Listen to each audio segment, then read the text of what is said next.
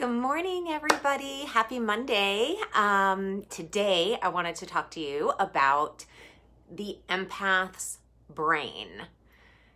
I'm an empath. I know there are a lot of empaths out there. And if you are one or think you might be one or feel like you might be one, drop it below and let me know. And if you're catching the replay, hit replay so I know I could come back and I could answer any questions that you guys might have. So the empath, we are like 20% of the population, and we are the major feelers of the world, okay? But I want to go into the brain science because it's not just some like woo-woo, like, ooh, I'm an empath kind of thing. We have a part of our brain called the mirror neuron system. And this part of our brain is a cluster of cells that are responsible for empathy, compassion, altruism, and connection, okay? And these cells allow people to mirror emotions so we can share pain, we could share fear, happiness, and it really is like part of what makes us human. So if you are an empath, our mirror neuron system is hyper responsive, okay? It's kind of hyperactive, which I think is kind of cool. So we have this ability to deeply connect with another person. And so such a great gift. And it's kind of a curse if you don't know that you're an empath, okay? So it's super, super cool. But what happens is empaths, because of this mirror neuron system, are major absorbers. And like we just absorb people's energy and feelings, okay? And so, you know, it's great if you're aware of it, not so great if you don't know about it. Just a heads up, I have 2 dogs in here today. I have Django, and then I have a 5-month-old golden retriever that's at my feet. So there might be lots of moving of my camera or of my phone.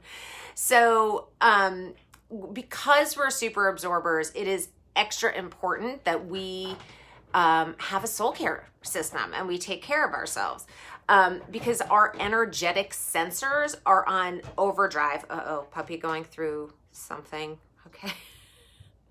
After this, I might have to like take this down and show you this adorable puppy that Django wants absolutely nothing to do with, and my cats hate him. I'm just puppy sitting and he's super adorable. But anyway, so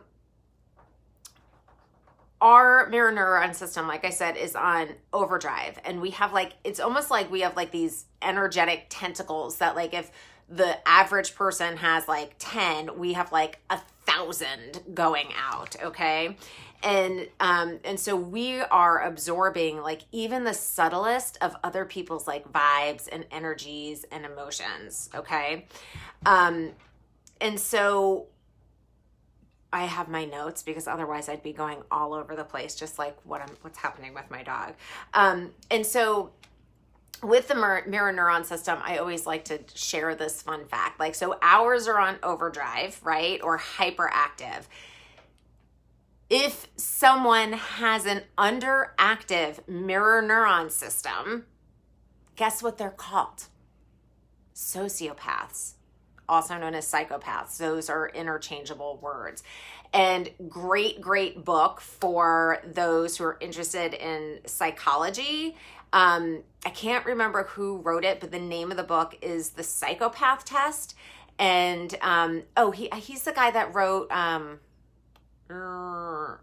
something with goats. I don't know.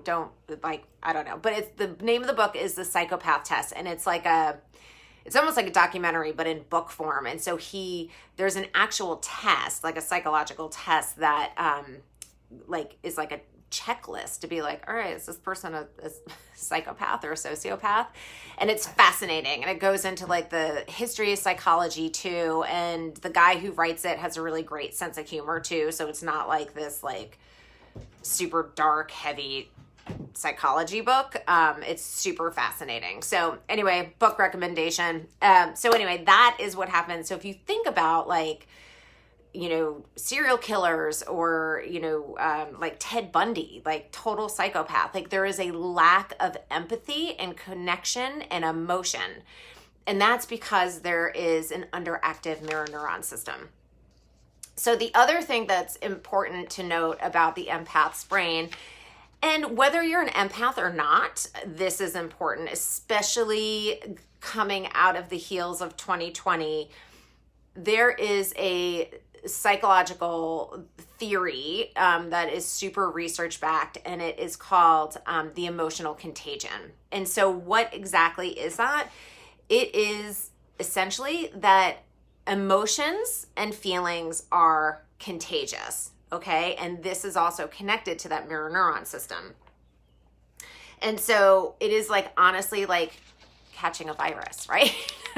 And so when somebody is experiencing fear or happiness or anger, it is contagious. So like think about like back in the day when we used to go to the movie theater and you're watching a scary movie and all of a sudden like, yeah, you're watching it, but you're feeling this fear and everybody else is feeling the fear. Or like think back to last March when COVID was just happening and all of a sudden we started to feel fear. And then it was literally, it was like that emotional contagion, that emotional virus was literally going like by proxy of COVID, right? So with the emotional contagion, especially with empaths, it's heightened, right? And so what happens is we unconsciously mimic facial expressions, voice tone, and posture of other people. And in the psych world, there is, now I'm forgetting the name of it, but what happens when you're in a room like with your therapist is you'll find, or at least here's a little therapist insider information.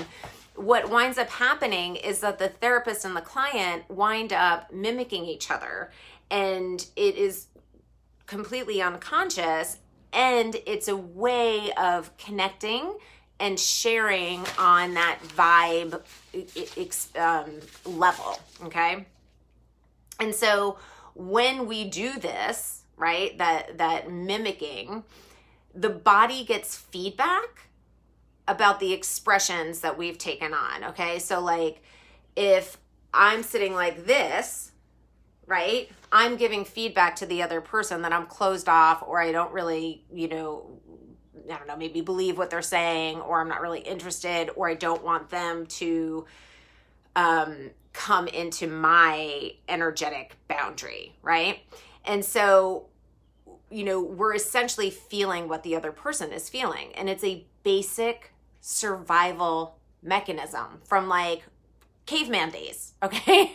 And so that basic survival skill is that so we could synchronize and empathize and ultimately connect with others. And again, back to like caveman days, to be like, I am a safe person, right? I'm not going to club you over the head and,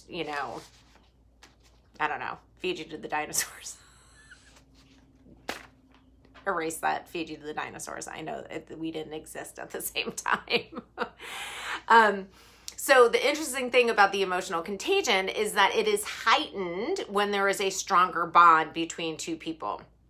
And so if you're really good at reading other people's behaviors and being a good judge of your internal states, and your reactions. So like the more that you're connected to another person, the more that you're going to pick up on these subtle vibes, okay? This is why it is imperative. And like I said, like whether you're an empath or not, like this is why soul care is important. This is why putting yourself first is important. And I know as women, we feel guilty doing that. But even if you take 20 minutes at the start of your day to have a cup of coffee, to center yourself, to read something nourishing. Like today I quickly posted something on Instagram, and then I was starting to scroll, and I just got off and I picked up a book, which is The Heroine's Journey, which is fantastic, even though it was written in 1990, still super relevant today. And it's all about embracing the divine feminine. Book recommendation number 2. And it just was nourishing my soul to actually hold a book in my hand instead of being scrolling on a screen. So, just start with taking like 20 minutes out of your day to fill yourself up so that you could, put yourself first. And it's not selfish. It's filling yourself up so that you could, be there for everybody else in your life. Next month in the Soul Scription Circle is all about overcoming your fears and how to use your fears for growth. And as always in the circle, like I just started it this month, and you could hop in whenever you want. I do recommend hopping in at the beginning of the month rather than the middle, because there's content and meditations and all that kind of stuff. And then the second meeting is like the deeper healing work, which is super awesome. But anyway, next month is all about overcoming your fears and using your fears for personal growth and soul growth. And I'm also giving a free webinar masterclass thingy on, when am I doing that? February 22nd. Not February. I keep saying February. It's not February. It's April. April 22nd at noon Pacific. And it's called Fear to Freedom. So I will put that up in case anybody's interested. It's totally free. And yeah, and that's it. I would love to hear if you feel like you're an empath. So drop it in the comments. Okay. Mwah. Bye.